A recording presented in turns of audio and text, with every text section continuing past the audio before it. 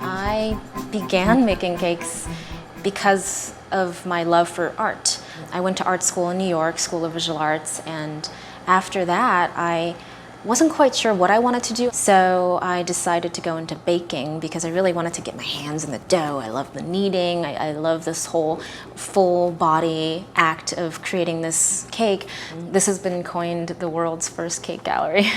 Clients realize they're not just buying cake number 5 off the shelf, but they're really commissioning a piece of artwork. I don't think anyone in his or her right mind would spend 20 hours making flowers that are gonna go on just one section or one fraction of the cake. You know, I'll wake up in the middle of the night and, you know, I would be short of breath and I would think, I gotta go back to the kitchen because I just thought of what I have to do. A lot of clients aren't as visually verbose when it comes to describing your perfect cake aesthetic. So a lot of times I'll ask for keywords. The inspiration for this cake was Icelandic dream.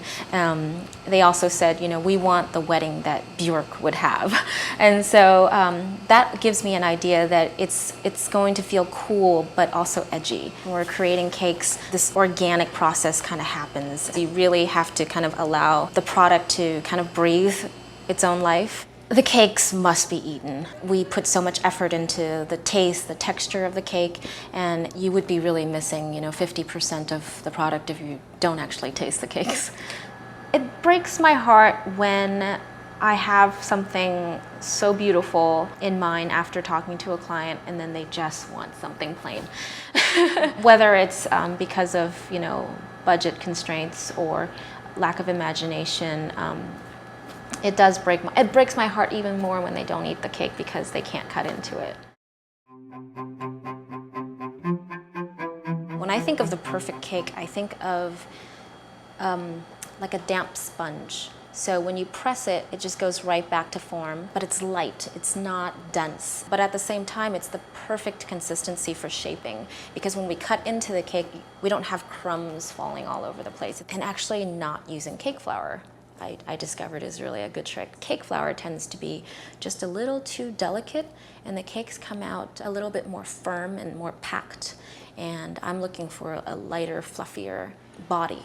We also have these really great custom-made ovens. A man in Florida does them, and I told him basically the exact temperature I bake at, the consistency of the cake, the materials and equipment and ingredients that I generally use. I even sent him samples of my cakes so that he can see that this is exactly what I'm looking for and I won't settle for anything less. He created these independent heating coils that are above and under every single rack. So every part of the cake will bake evenly. I'm glad that people are actually really being more adventurous with the flavors. You know, if you want a chocolate cake, you can get a chocolate cake. You don't need to have a groom's cake so you can get chocolate at your wedding. But also, I think that people are steering away from, you know, the plastic columns, the staircases, and they're also more open to, you know, very different proportions. I love creating cakes that are tall and short and thin and wide.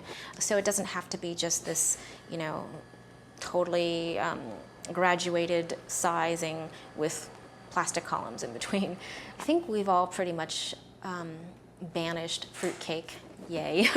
Cake, I think, is, you know, really the wedding cake that people used to really get because it freezes really well and people, you know, used to really engage in that tradition of freezing your top tier for a year, and, you know, fruit cake kind of tastes frozen anyway.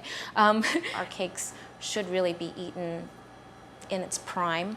It's not going to taste the same a year later. I don't think anything will taste the same frozen for a year. We generally transport everything in parts. Once the cake is assembled, it's staying there. It's not going to get separated again. So most of our cakes are not really finished until we get to the actual location and we do all the details there. We always bring repair kits with us and extra flowers, and we just basically place some flowers over the little scratch. The caterers and the serving staff would generally know sort of the industry standard way of cutting the cake, and it's generally about, I would say, 1 inch thick per person, and it would be about 4 inches tall. A cake like this would be actually divided into 3 sections. Every guest will get a standard height serving. No one's going to end up with a slice, you know, 12 inches tall. They might want a slice 12 inches tall, but Thank you so much. Oh my God, congratulations. Thank you. Thank you for braving this one.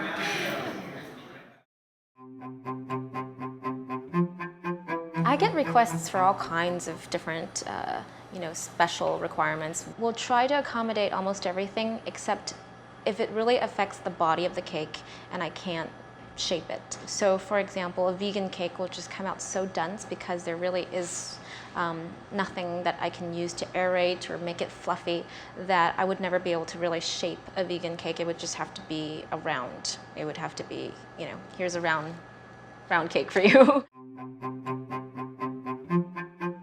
I think sometimes when we talk with clients who actually don't know the process that's involved, there will be some sticker shock reaction.